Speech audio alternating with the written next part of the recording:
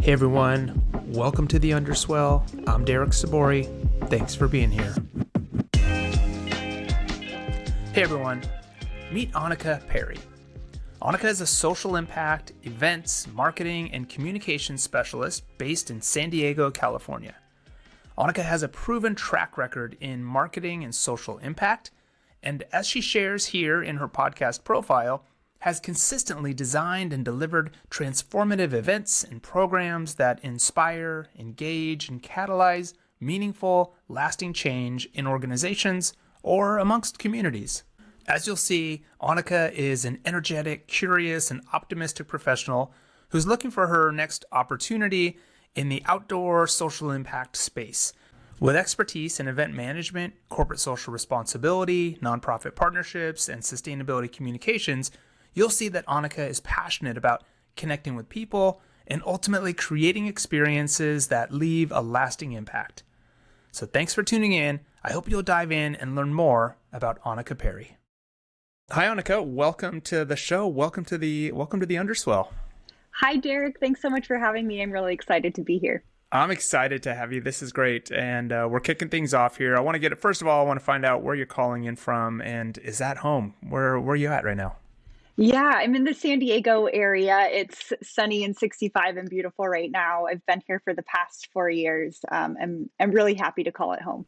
Yeah, it's such a beautiful place. You've got your surfboard in the back. I know you're a surfer as well. I know you're in the water a lot. You're a swimmer, and I know you stay really active. Any active activities lately that you've been doing? Oh man, so many. I mean, just getting outside is a big passion of mine.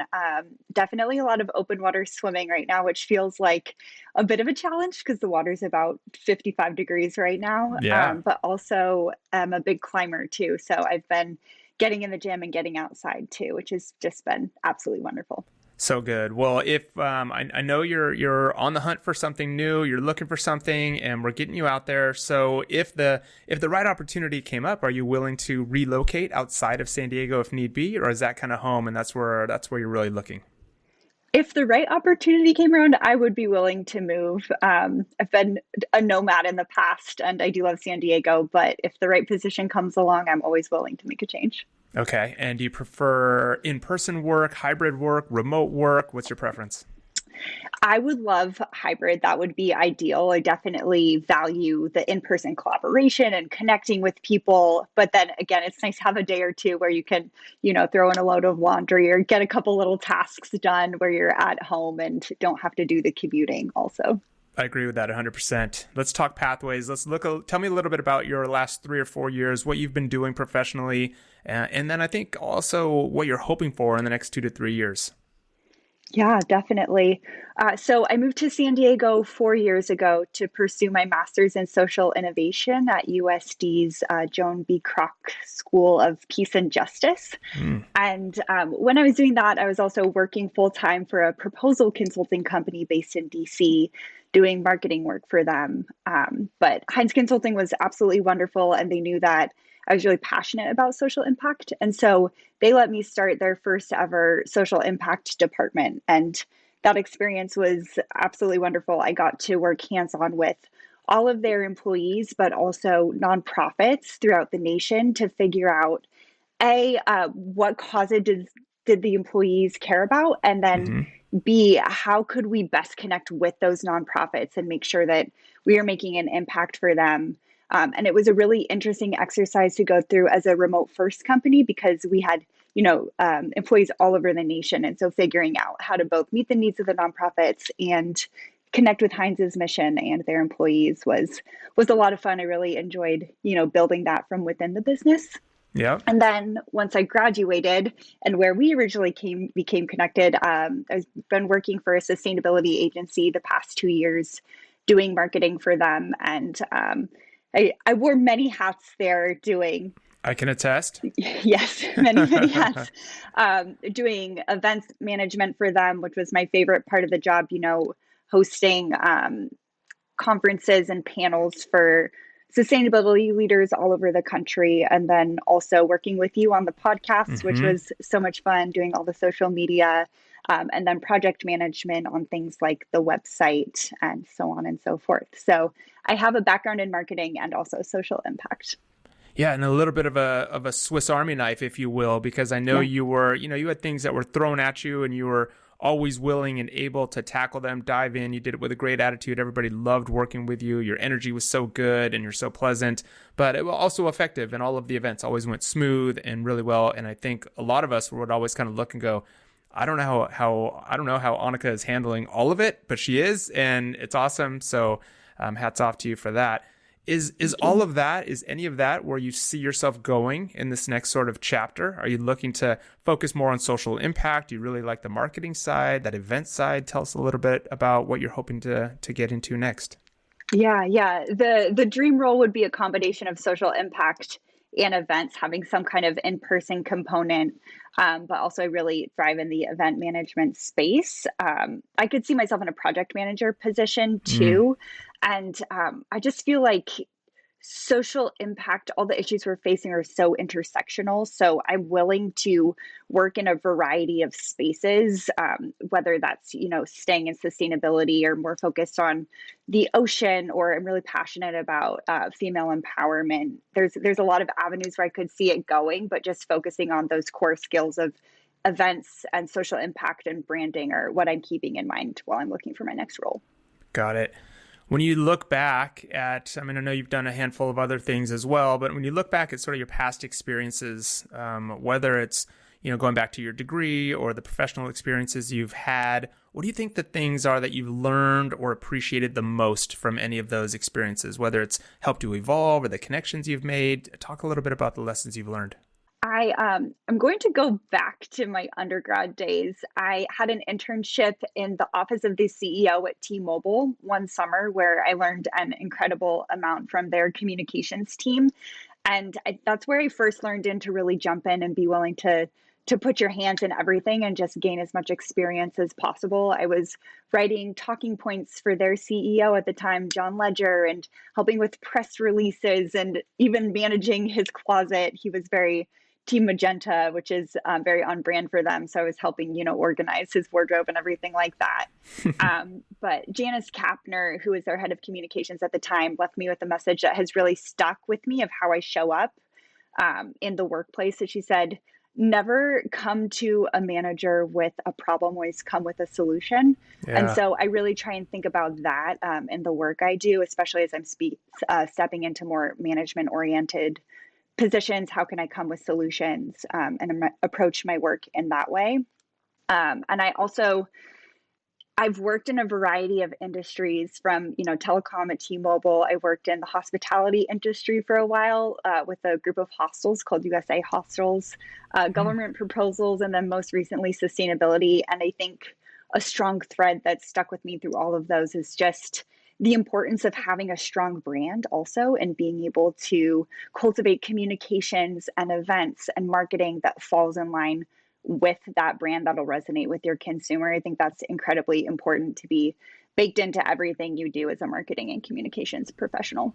Yeah, I think as a marketing professional, you have that. I would imagine just sort of that keen awareness, and you can always see when it's working and when it's really like clicking, and probably be able to come in and assess that. Hey, we need to put more here and create our identity and really lean hard into that, right? Exactly. The data always helps guide you. Yes, Yeah. that's for Yeah. sure. That's all great, Annika. And I'm looking, when I go through your LinkedIn profile, look at your resume. I think one thing that's really caught my eye, in addition to the work that I did with you at Think Parallax, was your role as events board chair for your local Be Local San Diego chapter. I'm a big fan. I'm a big fan of the B Corp movement. I know you are as well. But tell us a little bit about what that's been like, or how did that come about? It's a great network, and it's a great thing to be a part of. So give me some background on that. Yeah, yeah, the network is absolutely incredible. I'm really grateful to be working on this board, especially. It's a group of people who are just really excited to roll up their sleeves and do the work, which I think is pretty unique for a board. So we are a part of the greater B Lab movement, but we're the local San Diego chapter. And our goal is to get 100 companies certified by 2027. And so right now I'm the events chair and I'm facilitating events that are getting us connected in the greater community. There are so many social impact and sustainability groups in San Diego, and we all have threads of the same goal. So one of my goals is to connect with those entities, and then also just like open up spaces for people to ask questions of what the B Corp certification is. And then again, like help people recall what that branding is and become familiar with what the certification means. But we get to work with awesome companies all over the San Diego area, like Dr. Bronner's, Lotus Sustainables, Boochcraft. And the community is just really excited about the movement and so incredibly helpful. So it's been a lot of fun to work with them. And for anybody who's listening that may not know what that B Corp movement is or what a certification entails, you want to give us a little summary? Yeah. So it essentially, there's 5 different categories and companies apply to this entity called B Lab. And then if they get a score of 80 or above, B Lab will give them the certification that says they adhere to the triple bottom line, they treat people and the planet well, and everything they do in their business.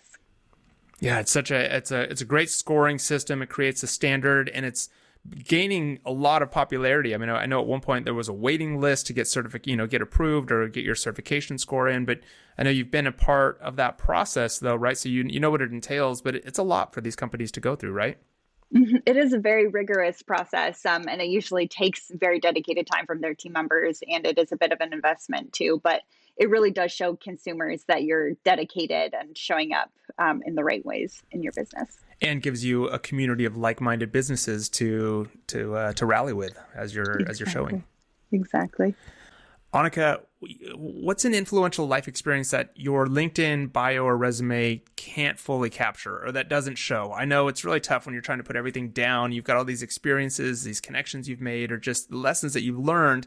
What's something that's really helped determine who you are and that has informed your work style that we may not get from looking at your bio or resume? I was a Division I swimmer and team captain at Seattle University, and the themes that I've learned through swimming have really carried into my work style and how I show up in the world. I learned the values of teamwork and how to help each other learn and achieve your goals. And then there's goal setting too, like how do you set milestones to be able to achieve your big dreams? And then also the ability to receive and give feedback and be able to implement it quickly and learn from your failures and move on are all things that I bring to my own personal life and then my work also. Do you still have that competitive drive, that competitive spirit in you, that fight where you're like, ooh, I want that finish line. I want that medal. It comes out every once in a while. I did a half Ironman relay back in Australia this past year, and it'd been a while since I'd been on that starting line, but I felt that competitive fire come out right away, and I want to find ways to bring that out in my day-to-day life more. And a quick anecdote was fun. When we did our surf days, our beach hangout with Think Parallax recently, one of the events that you organize where we bring in a whole bunch of companies that have gone to a conference and event. We invite them to come surfing with the agency, and that was really fun. But I remember having full faith. It was getting dark. One of our surfers from who knows where was out the back, staying out late, and we were just like, we got to get this guy in because we're sort of responsible for the whole crew. Yeah. And I remember you're just like, I'll go get him. And I remember you running off into the dark out into the shore break. And I'm like, yeah, Annika's going to be fine. Like she'd be way better than any of us to go get this guy. So it can come in handy, I guess. Yeah, definitely. Annika, give me an example of a type of work environment that you thrive in. I think we've, just talking about that surf event, you like being outdoors, but you also said you're willing to, you like connecting inside. So what's a really, what do you hope for in a great work environment? What do you thrive most? I really value teamwork, which, you could hear from my previous themes of what I've been speaking about. We talked about a hybrid environment. That's ideal. I also appreciate the time to, reflect or work from a computer a bit, like look at data, look at information. So it's the combination of the teamwork and then also the reflection time that I think is my sweet spot. Yeah. Allowing time for that focused work. So important. What do you think people will, I shared some things that I really appreciated about, working with you, but what do what do you pitch? What do you think people would most appreciate about working with you or bringing you onto their team? Yeah. So if you remember, at one of our retreats, we did this exercise where we all gave each other words that represent our working style. And there were a couple that really resonated with me. One was optimistic. I like to think that I'm an eternal optimist. I'm also enthusiastic. I'm excited to get in and try anything, but also use that information to get better and improve over time. Also, team player was one of those words. Again, a big theme that's coming out. But yeah, I love that collaborative spirit and bringing out the best in people. Yes, I like that too. And I'll vouch for it. And I've seen it, and just your positive energy, always bringing in the positive vibes for sure. I like to kind of look at things this way in terms of a vision board. We're recording this early on in the year. People like to go through that exercise. But if you could visualize, you could land at any company, land any client, or really nab a particular role. Give me an idea of what that looks like. What's the best case scenario for you? Yeah, best case scenario for me would be working in the sports space or the outdoor space, but specifically around empowerment for girls and women. I'm envisioning a space where I'm creating community and places where women can come together and connect and develop their skills through sport and with each other, which then shows up in many different facets of life. But I'm a big fan of Athleta, a big B Corp. Doing event management for some kind of outdoor apparel or sports company in some kind of component would be absolutely incredible. Annika, I could see that as a great fit. Athleta, that could be a great place for you. Anything, so really sort of the outdoor industry, social impact, kind of, finding a great team that is focused on, that is values aligned and in the space that you want to be in. I think those could be great fits, and I could see you rolling right in there. Do you have any advice, Annika, for others that are in their same journey, who are looking to get into this space that you already have experience in? Sort of, what do you share with people who are going through, looking for their next gig, and it's in the space that you've already been in? Yeah. I think curiosity is just a thing to lead with. If you're wondering what it could look like to be involved with your local chapter, show up to some happy hours, connect with some people, start talking to people who work for companies who are doing the work that you're interested in. And I think gaining that information and connecting with people in person is so valuable. It helps to give you the answers you're looking for. And there's the age old saying, your network is your net worth. And I really have seen that throughout my career, just by facilitating connections and showing up as who you are and asking good questions. It really opens a lot of doors. And I will say, for anybody who's listening and sees a connection that I'm connected to, I'm always happy to facilitate a conversation or even meet up for a coffee, and pay it forward in that kind of way, because people have done that for me and I'm incredibly grateful.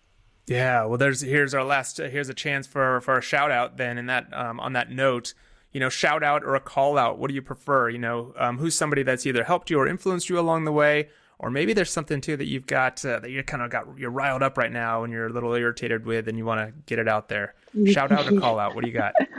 I'm just very riled up about what's going on in our country right now, and my challenge for myself is to stay educated, especially on the community level, of how I can continue to be involved and make an impact here.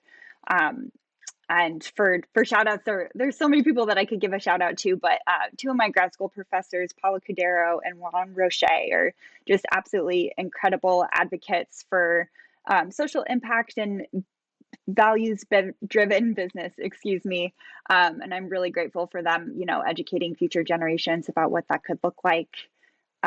Also, my former assistant coach from swimming, Catherine Cubancic, is just great at showing what female leadership can look like. Really grateful to her and the examples she's set. And then also, Derek, to you for having me on this podcast and giving me the time and space to have this conversation and share more about myself with your community and a greater community. I'm really grateful.